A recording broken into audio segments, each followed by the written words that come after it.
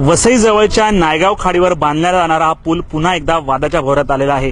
काही दिवसांपूर्वीच या ब्रिजचा गर्डर खाली पडला होता, तर आता धक्कादायक प्रकार म्हणजे या ब्रिजच्या गर्डरला पुन्हा तडे गेलेले आहेत। आपण पाहू शकतात की हा जो गर्डर आहे तो उभा केला होता, एक 15 ते 20 फुटांचा आडवा गर्डर आहे आणि या गर्डरला मधोमध तडा गेलेली आहे आणि याच्या आतल्या सळ्या आणि पाईप देखील दिसू लागलेले आहेत। अत्यंत मुख्य रस्त्यालगत हा ब्रिज आहे आणि ह्या ब्रिजवरून मोठ्या प्रमाणावर पूर्वेकडून पश्चिमेला वाहतूक होणार आहे, परंतु त्यामुळे हा ब्रिज किती धोकादायक सुरुवातीपासूनच हे चित्र दिसतंय।